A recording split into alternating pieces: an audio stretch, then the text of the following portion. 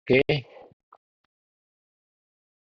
halo teman-teman, balik lagi di video selanjutnya. Ini harusnya part 4 ya. Jadi sebelumnya kita mau coba setup upload file atau attachment, cuman masih ada isu ya. Ini ada di submit di bagian bawah ini ya. Nah, setelah saya baca dokumentasi, ternyata yang kita perlu taruh di associated file adalah si survei attachment-nya. Jadi, nah ini survei attachment-nya. Nanoflow-nya create uploaded ke my first module, oke betul. Lalu kita taruh juga mungkin yang buat on upload failure ya. Kita udah punya Nanoflow-nya, delete upload attachment. Kita oke. Kita coba run.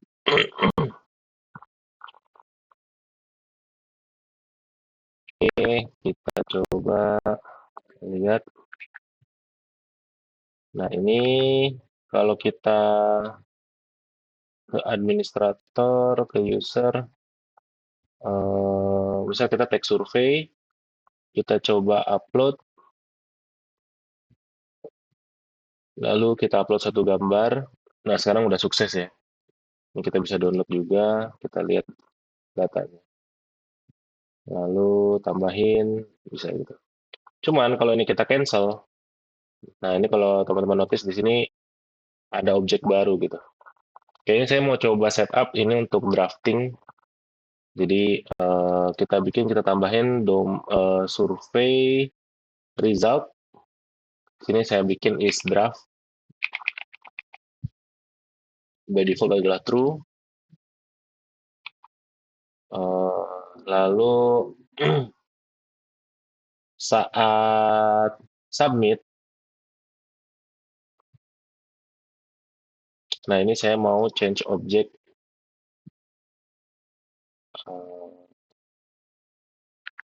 Change object si survei result untuk is draft-nya menjadi voice. Lalu saya commit. Lalu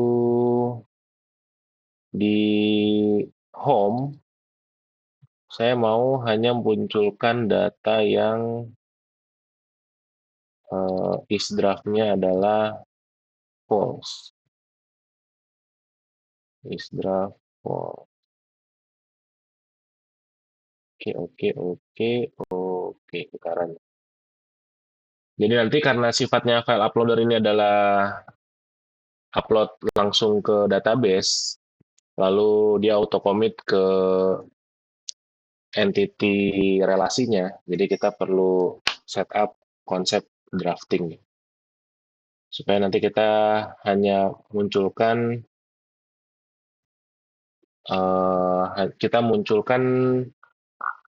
datanya sesuai hanya yang sudah valid di submit aja gitu. Oke, ini kalau kita refresh, kita masuk admin dulu, kita login user. Oke, ada error, ini permission sepertinya. Oke, kita setting access rule dulu untuk read and write. Oke, kita run lagi.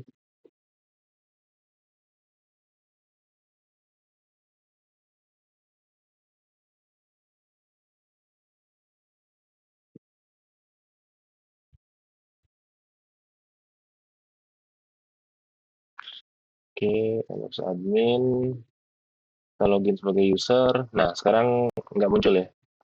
Jadi kalau kita take survei, kita baru upload filenya doang. Kita kalau submit kan kena validasi ya.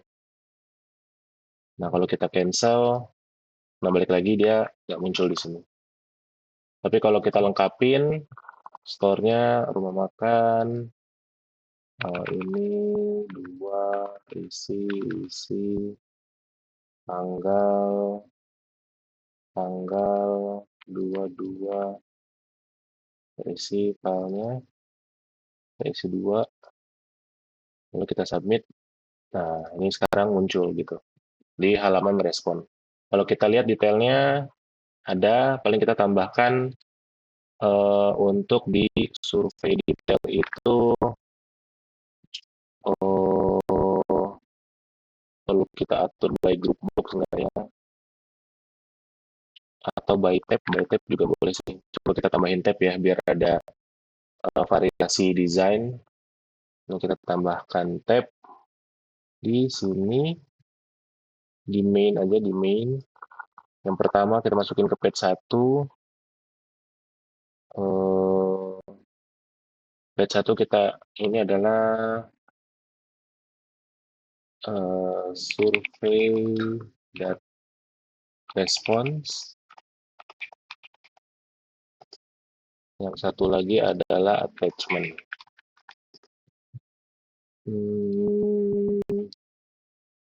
Kita coba cek stylingnya di sini, bisa fields, bisa border, bisa line. Line lebih oke ya. Line lebih oke. Paling kita kasih padding S.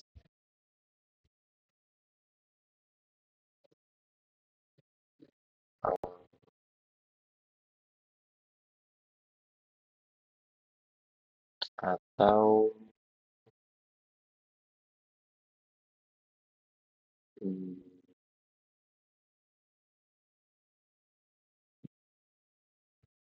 nggak jelek tampilannya. Bentar ya, kita coba cari cara. Tab position center, ya, I think is good. Jadi nggak usah kita kasih margin. Itu tidak. Ini kita kasih margin. Nah, cakep.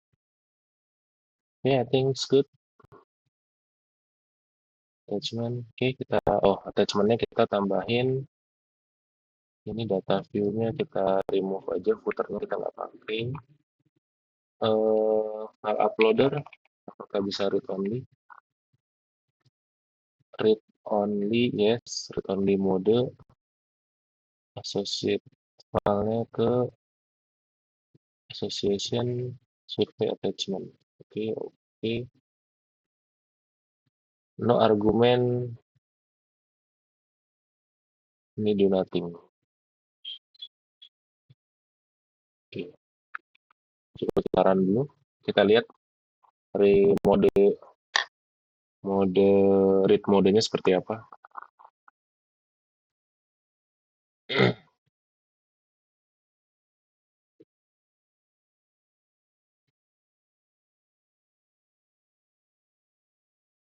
Oke, sudah running. Kita coba lihat. Sekarang ada survei response dan attachment. Nah, attachment agak ini ya. Kita kasih padding lah supaya agak rapi. Padding M, padding M, padding M. Nah, cara lagi.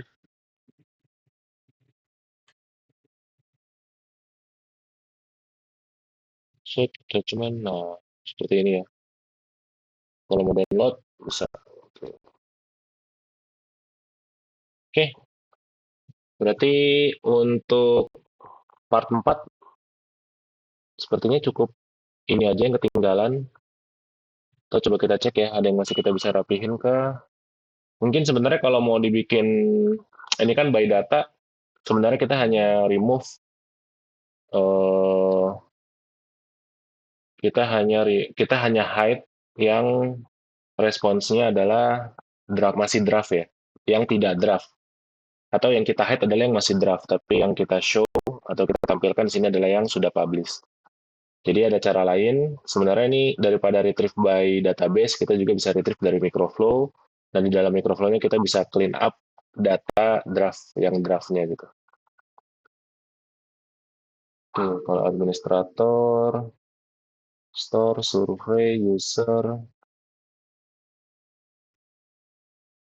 Oke, kayaknya cukup.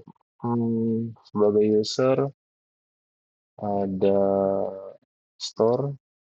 Coba, coba kalau saya isi satu lagi buat store yang lain, kopi dangdut. Tadi apa ya? Tadi mau makan Eja, kopi dangdut. Kita isi 4.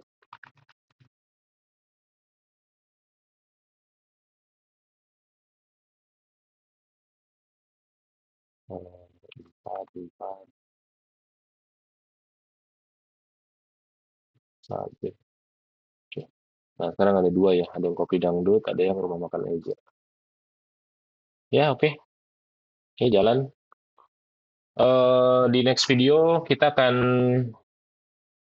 mm, implement form reporting ya. Jadi nanti form reporting itu adanya di administrator. Mungkin waktu halaman home, di sini nanti ada filter by form. Nanti by form, kita pilih misal form tadi, form apa ya namanya? Kepuasan pengguna aplikasi. Nah, waktu di filter, oh ini home-nya nggak ada jadi ini. Coba kalau sebagai user home ada, tapi oh, oke. Kita benerin ya. Home web. Di sini saya kasih administrator juga. Di navigation apakah ada? Di navigation ada juga. Harusnya muncul.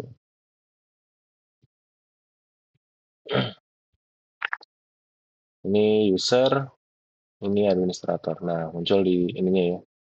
Jadi nanti tinggal kita tambahin di sini adalah dashboard yang kita mau munculin.